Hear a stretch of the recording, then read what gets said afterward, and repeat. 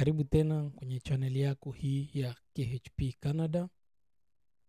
Ni matumaini yangu ya kwamba uko salama kama vile pia mimi niko salama. Leo kidogo nataka kuzungumzia kuhusu ni pesa ngapi ambao unahitaji kusudi uweze kuingia Canada. Ama visa requirement na bank statement ambao tunaweza tukatumia kama vile mfano. Najua hili ni swala ambalo wengi wamekuwa wakiniuliza na pia wakijiuliza, na leo nikasema lazima nivunje ukimya nikikuja kuwaelezea ama kuwaonyesha zile vigezo ambazo zinatakikana, ambazo zinahitajika kwa ajili ya watu kuweza kuingia Canada. Acha nichukue nafasi hii kwanza kukukaribisha rasmi kwenye channel yetu hii ya KHP Canada. Na mahali hapa huwa tunazungumzia sana sana kuhusu kuweza kuja ndani ya nchi hii ya Canada, na tunapeana mwongozo kwa vile tunaweza, na kusaidia pia baadhi ya na kuongozana kwa kupeana link ya zile ambazo zinaweza zikawa ni kazi ama njia yote ambayo inaweza kusaidia mtu yule ambaye ako na ndoto ya kuweza kuja Canada.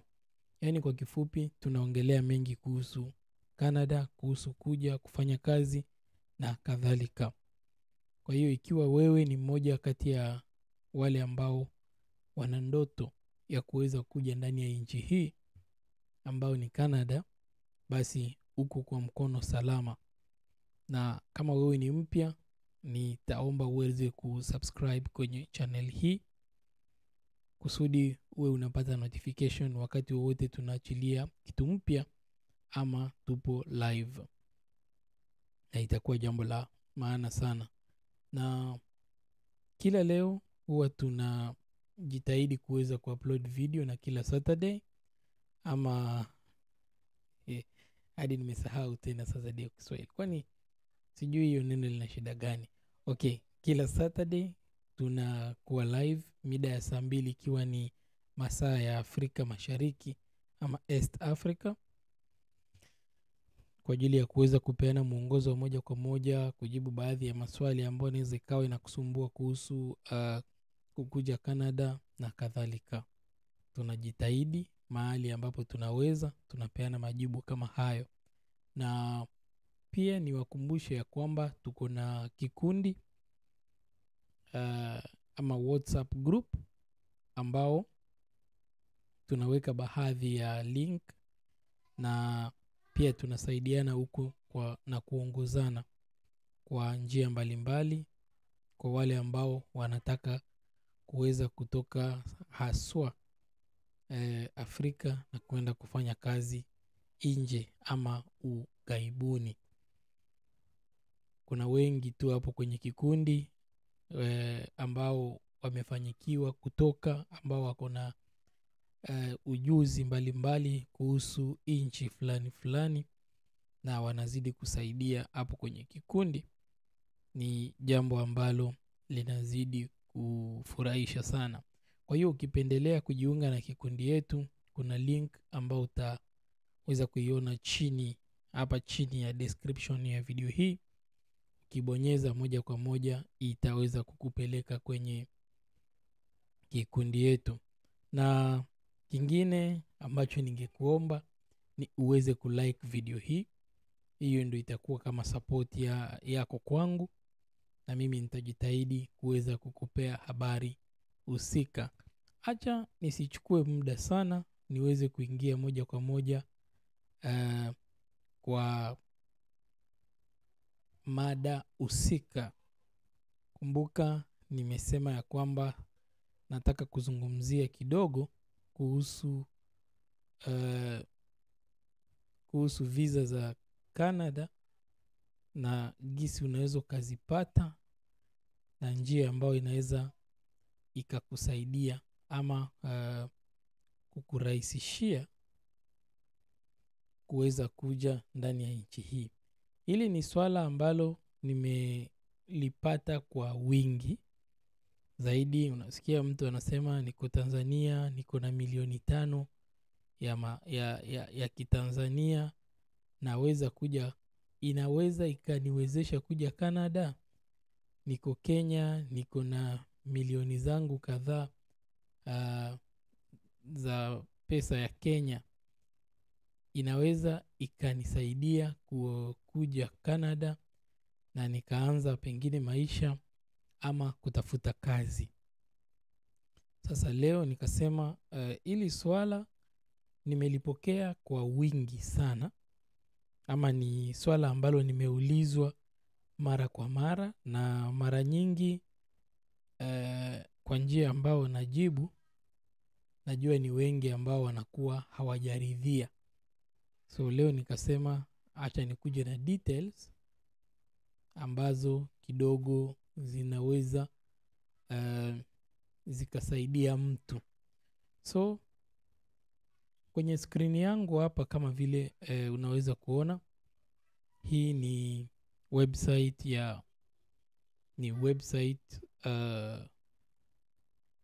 ya government ya Canada, ama ya government inaitwa tena nini kwa Kiswahili?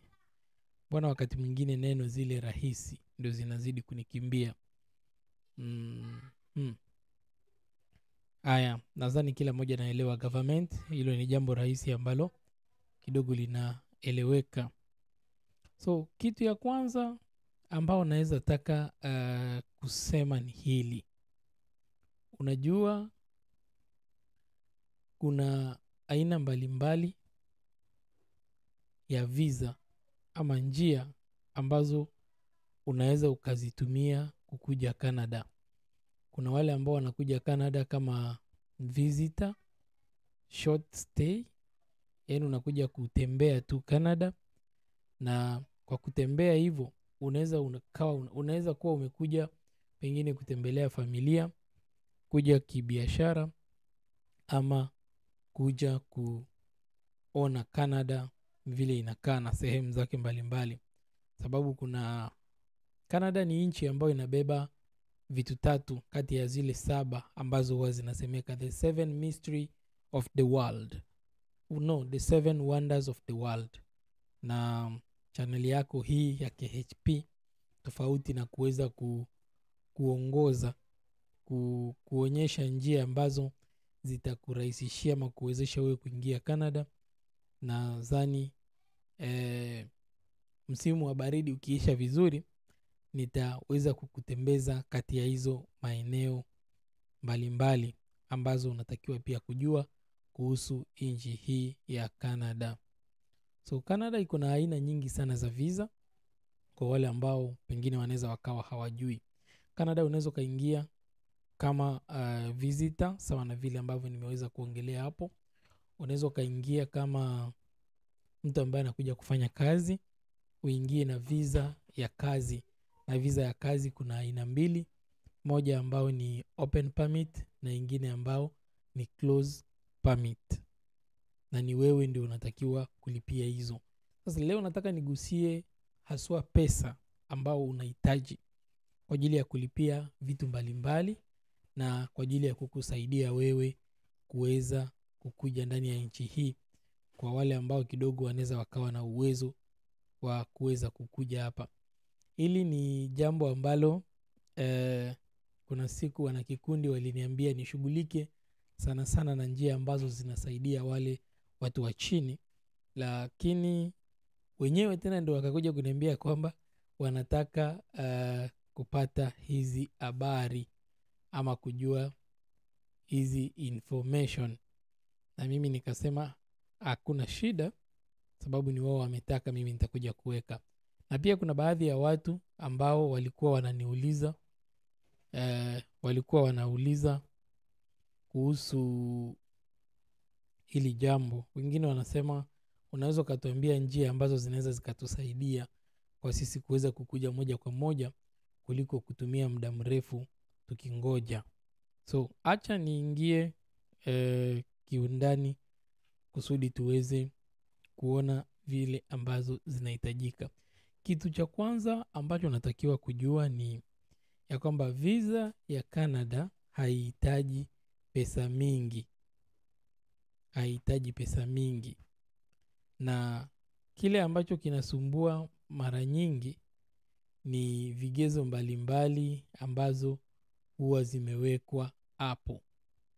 Hizo ndio mara nyingi huwa zinasumbua kidogo. Lakini ikiwa ni visa yenyewe haina gharama kubwa sana. Kwa hiyo ukitaka kukuja Canada, tuseme kama kutumia njia ya kwanza ambao ni kukuja kutembea kwa muda mfupi sana, inaweza ikawa tuseme kwa mfano wiki 2. Kama unaweza kuja kutembea chini ya wiki 2, tuseme kwa mfano umealikwa kimkutano, umealikwa kutembelea familia, yani kwa muda mfupi, pesa ambazo unahitajika kuwa nazo ni kama dola 3,000 kulingana na vile nimeweza kusoma kwenye ukurasa wao ama kwenye website yao ya Canada. Sababu visa ambao utalipia kama visitor visa, gharama yake ni dola 100. Gharama yake ni dola 100. Unaweza ukaangalia kwa nchi yako dola 100, yani pesa ya nchi yako na dola 100. Dola 100 ina thamani ya pesa ngapi kwenye nchi yako, kusudi ikurahisishie na ikupe mwangaza kamili. Dola 100, hiyo ndio itakuwa ni visa. Alafu pesa ambayo unahitajika kuwa nayo ni karibu 3,000 hivi kuenda juu, iwe kwa akaunti yako. Na pia kuwe mzunguko wa pesa ambao unaweza kuwa umeonekana kwa akaunti yako chini ya miezi 3 ama miezi 6. Kuna wale ambao wamezidi kuuliza kuhusu stud permit. Kuna wale ambao wamezidi kuniuliza kuhusu hayo. Wao wanapendelea kuja kusoma na hawajui wafanye nini. Study permit visa yake ni 150 ama 150 kwa wale wa Faransa, 150. Hiyo ndio gharama ambayo unatakiwa kutoa kwa ajili ya visa ya kuja kusoma. Na pia kuna vigezo tofauti na kuja kusoma, na pesa ambao unatakiwa kuwa nayo kwa akaunti yako, sababu baadhi ya inaweza ikawa ni college, inaweza ikawa ni university hapa Canada. Pesa ambao unaweza ukatumia kwa mwaka mzima, hiyo ikiwa ni sema school fees na pengine hizo tuition ambazo unatakiwa kugharamika, hiyo itakuchukua kama dola 20,060 na 20,020 635 20,635 ama $20,635.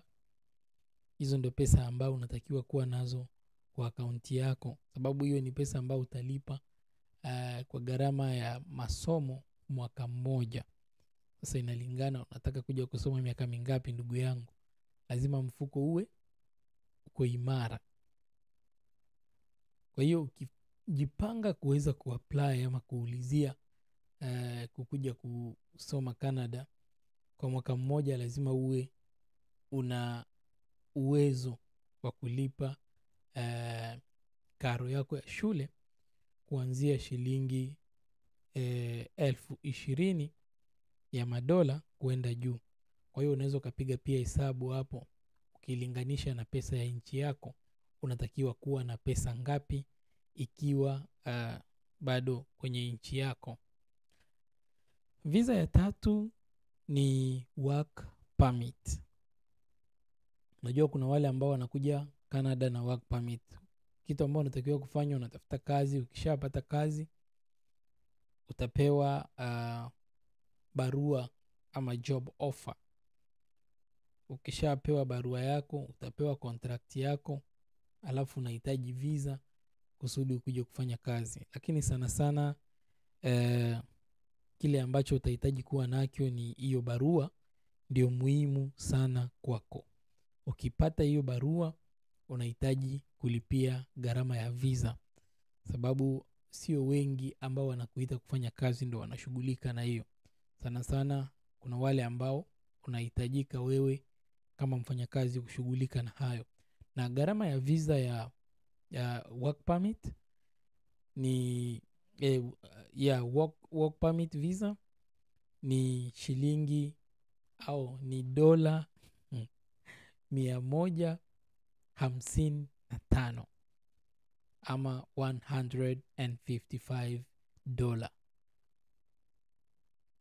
$155. Hiyo ndio pesa ambao unatakiwa kulipa. Na sababu unakuja kufanya kazi, hakuna amount ama kiasi fulani kia pesa ambazo unatakiwa kuwekewa kusema lazima uwe na kiasi hiki kwenye akaunti yako kusudi uweze kuingia. Hakuna amount fix ambao umewekewa kusudi uweze kuingia ikiwa unakuja kufanya kazi, lakini ni gharama ya visa tu ndio ambao unatakiwa kwanza kulipa. Kuna hizo ambazo unatakiwa pia kujishughulikia, ikiwa ni medical, unatakiwa kugharamia medical yako, sababu ukikuja Canada kuna medical unatakiwa kuenda chini, lazima wafanye uchunguzi hauna aina fulani ya magonjwa ambayo yanaweza kadhuru watu hapa ndani ya nchi hii. Kidogo kichwa yako inafanya vizuri, lakini maanisha ya kwamba ukiwa na shida ya kichwa ya kufikiri sijui nini ndio utazuiliwa, hapana. Wale ambao wanaweza wakazuiliwa sana sana sababu ya magonjwa ni wale ambao pengine wako na kichaa, anaweza akachapa mtu, anaweza katoa nguo, anaanza kutembea barabarani. Wakigundua kuna kitu kama hiyo ama unaelekea kwa stage fulani kama hiyo, ndio inaweza ikakuzuia. Lakini magonjwa zingine haziwezi zikakuzuia wewe kuweza kuja ndani ya nchi hii. Visa ya 4 ni express entry ama permanent residency. Kuna wale ambao wanaitisha visa wakiwa nje na unaingia Canada kama permanent resident. Ni jambo ambalo nitaweza kuwa na muda ya kulizungumzia, sababu kuna watu wana pesa zao na wanaweza wakajaribu njia hiyo na ikaweza kuwafanyikisha. Lakini haimaanishi ya kwamba sababu naongelea hili nitaacha kufanya jukumu langu kama kawaida ya kuweza kutafuta zile njia ambazo ni rahisi kwa kusaidia pia wale ambao pengine kidogo kipato kiko chini na wanahitaji kuja kutafuta kwa ajili ya jamii, kwa ajili ya familia zao. Bado jukumu langu liko pale pale, naendelea kulishughulikia. Licha ya mimi kufanya video hii ni sababu nimeitishwa na wana KHP pamoja na wana KHP walisema ya kwamba ni muhimu sana mimi kuweza kufanya video hii. Ikiwa unafanya application kama ya permanent resident, tuseme kwa mfano kwa application ya mtu mmoja unatakiwa kulipia gharama ya 1,325 ama $1,325. Hiyo ni $1,325. Hiyo ni application kwa adult ama kwa mtu mzima. Mtu mmoja mzima ndio unatakiwa kufanya application kama hiyo. Na pesa ambayo unahitajika kuwa nayo ni kama naweza nikasema 14,690 ama kwa Kiswahili nitasema 1,400. Yes, 1,400 400,180. Kiswahili shida kwa namba zingine. Ama $14,690 ndio pesa ambayo utakuwa unahitaji ukiwa mtu mmoja. Na ikiwa nyinyi ni familia ya watu wawili, inaweza kawa ni wewe na mume wako peke yenu, mnahitajika kulipa 18,288 ama 14,288. Na ikiwa ni familia ya watu watatu, mtafika hadi kwa gharama ya 22,183.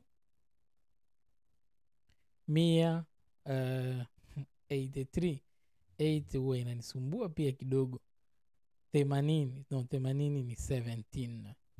Yeah, 22,883 ama $22,483 ndio pesa ambao inatakiwa iwe kwa akaunti yako.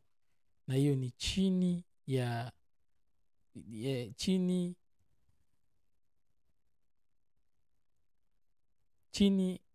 ya miezi afadhali 6. Yaani chini ya miezi 6 uwe na mzunguko wa pesa huo kwenye akaunti yako. Ndio vile inatakikana. Pesa iwe inaingia inatoka, lakini pia kiasi ya pesa kama hiyo inasimama hapo, haitingiki.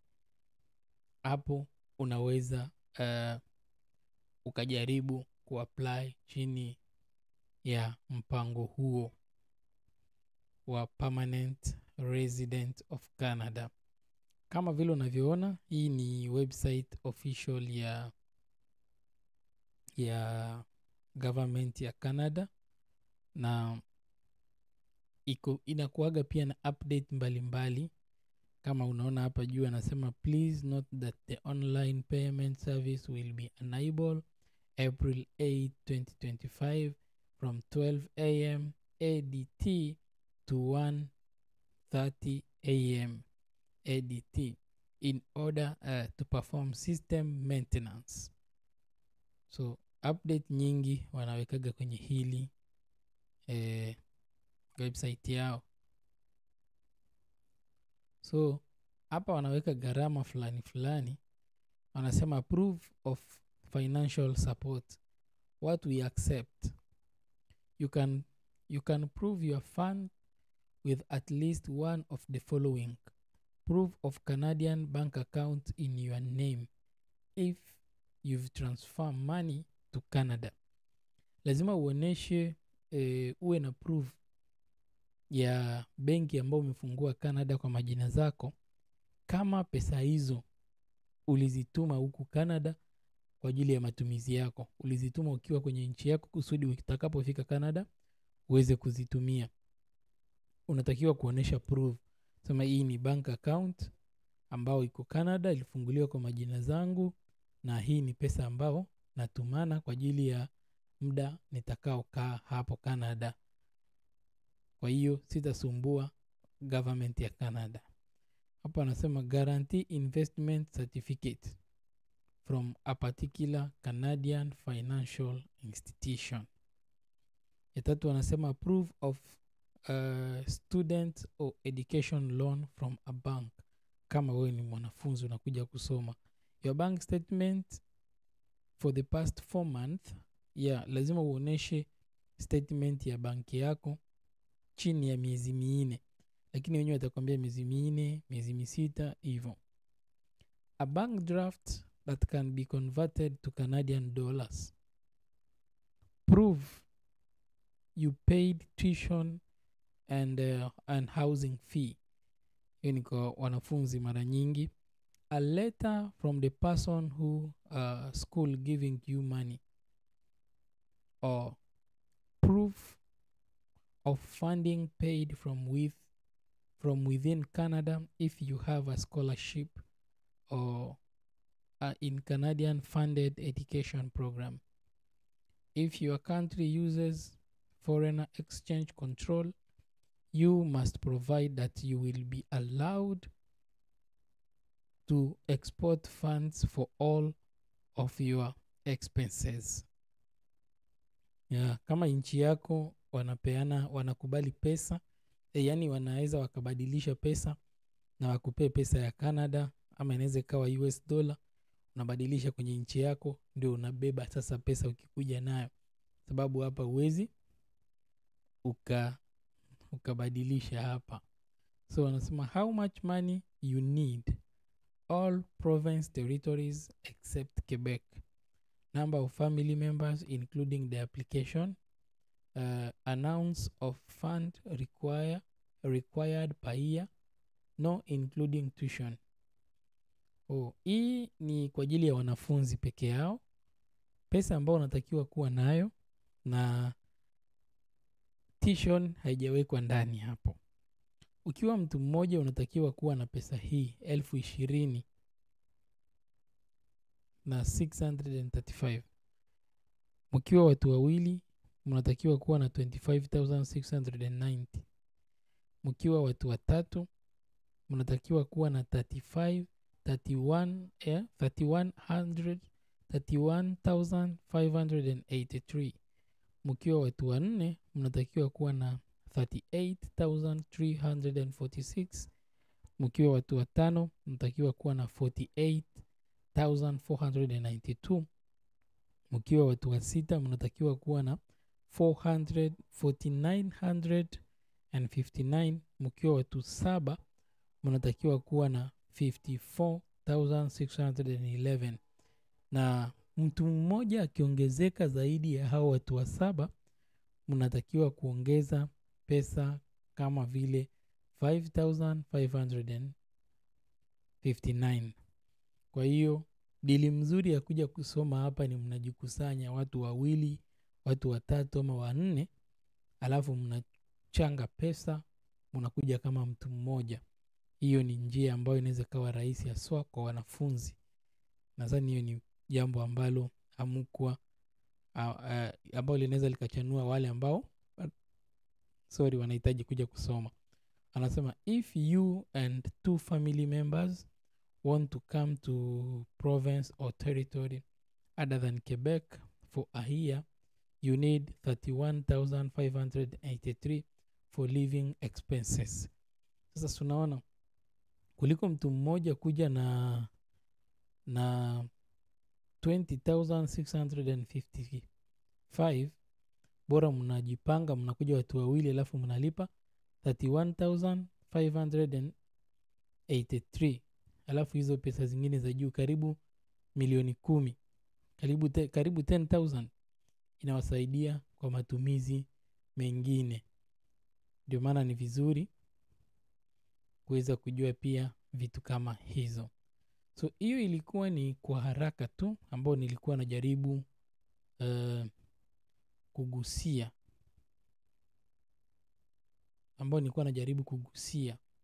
masuala ya visa za Canada ikiwa mtu unahitaji kuja peke yako ama na familia yako ama na ndugu yako, sababu mimi nimekuwa nikionyesha sana sana njia ambazo mtu unaweza ukatumia wakati unaweza gharama ama kifedha uwezo unaweza ukawa mdogo. Hizo ni njia ambazo nazidi kuonesha na bado nitaendelea kuzionesha hapa na pale, na najua kuna wale ambazo zitaweza zikasaidia. Na Ikiwa una uwezo, unaweza kugharamika na kuweza kuja Canada. Ukifika utapata fursa za kufanya kazi na kuweza kujiendeleza kimaisha.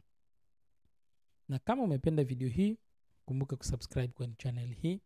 Na ikiwa wewe ni mpya bado, kumbuka kusubscribe, ulike video hii na unaweza ukashare pia na mwenzako.